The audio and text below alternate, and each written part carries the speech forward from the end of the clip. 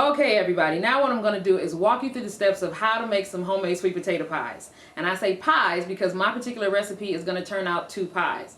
It's very simple. Just walk through the steps, and I need to encourage you guys, again, to click the recipe link down in the description area so you can have the written recipe next to you while you're making your pies, okay?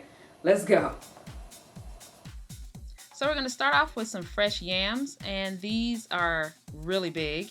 The name sweet potato pie can be deceiving, but 9 times out of 10 in soul food cuisine anyway, we use yams to make our sweet potato pie. So these are pretty big, but I'm going to roast them off anyway. I'm not going to boil these, I'm actually going to roast them off. So what you see me doing now is I'm just taking a knife and poking some holes into all of the potatoes, so while they're baking, they'll have a way to vent. Next, what I'm going to do is just take a thin coating of vegetable oil on each potato and just rub it in. And then I'm going to bake it off at 350 degrees for about 1.5 hours to 2 hours. And it needs to go about 2 hours or so because these yams are kind of big. But you'll know when they're done because they're going to give as soon as you touch them. The flesh will be nice and soft. Here's what they look like when they come out. They're nice and soft, and their natural sugars have oozed out of some of those knife marks or those holes that we've made in the potatoes. And just going to let them cool off until you're ready to touch them. And just scoop the flesh out, as simple as that. Just take a spoon and get all of the cooked potato out of the inside.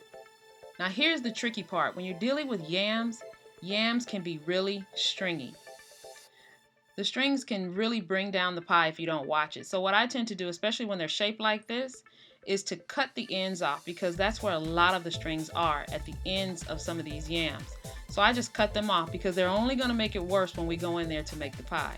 So cut the ends off and then cut the middle open and continue to scoop out the flesh. Now this next step I call whipping for strings. What you're going to do, don't put anything in the potatoes yet. What you're going to do is just take your beaters and you're just going to continue to whirl around in the yams. And then what you're going to do is stop and bring up your beaters. And what happens is those strings will wrap themselves around your beaters. See that? That's what you don't want in your pie. So you're going to need to do this about 3 or 4 times until you see very few to no strings on your beaters. Clean them off and then do it again. So to all of my new cooks, don't skip this step. You make sure you do this step because this is going to save you from having to suffer a culinary beatdown from other relatives. Now I was actually roasting off more potatoes than I needed, but this is the amount that we're going to need for this recipe. And it's roughly about 3.5 to 3 3/4 cups of the roasted potatoes. So now we're just going to go in with some beaten eggs. I love this recipe. Don't forget, you can get it at gdseasoning.com. Everything goes in one bowl. Love it. Unlike a cake, the more you whip a mixture like this, the better it gets. So it just makes it that much smoother. Now I'm going to go in with some evaporated milk. I have a little bit of condensed milk that I'm going to go in with a spatula and get because I want all of it to get in there. Just as a side note, because time is going to be of the essence for a lot of us, you can make the mixture a couple of days in advance, or you can make the mixture and, bake off your pies in advance.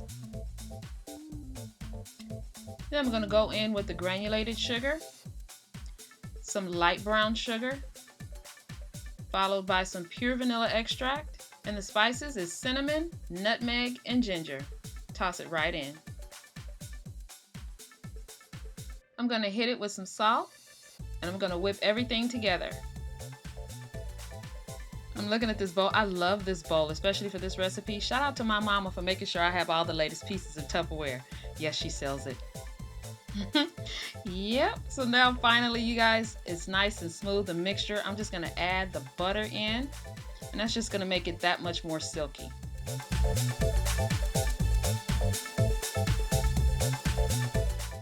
Now we're going to be continuing on with making this recipe easy.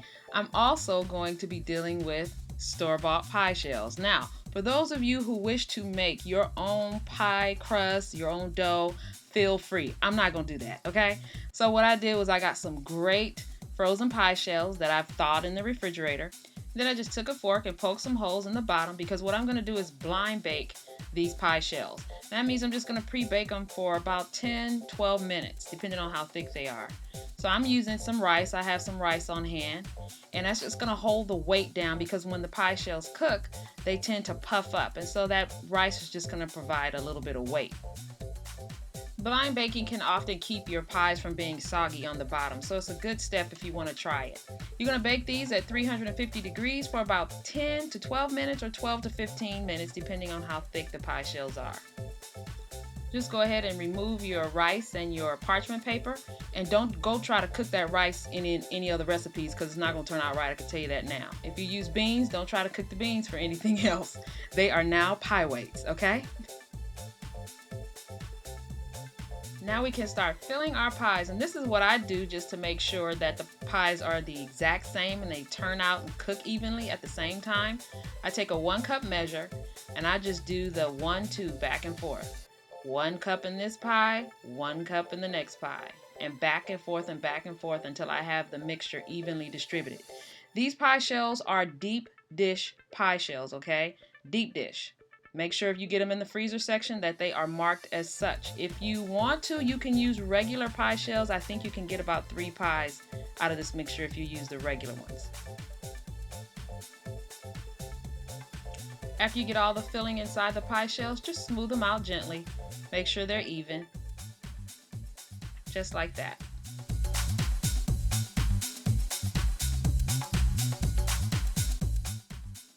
Alright, so the sweet potato pies are ready for the oven. We're going to put them in a preheated oven of 350 degrees, and they're going to bake off for 55 minutes to 1 hour. And they are going to puff up a little bit. This is what they look like when they come out.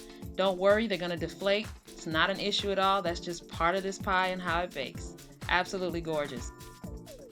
The taste of these pies is absolutely delicious. You can taste all of the cinnamon, nutmeg, the spices, the condensed milk, the butter, everything just melts together so well. I hope you guys really enjoy these recipes. I did have one more recipe that I didn't get to do a video on, but I definitely wanted to share with you guys, and that is my sausage and sage cornbread dressing. Again, a really easy recipe that I think you guys will enjoy. Don't forget to check out gdseasoning.com for all of the recipes, and the links will be below. See you later, guys.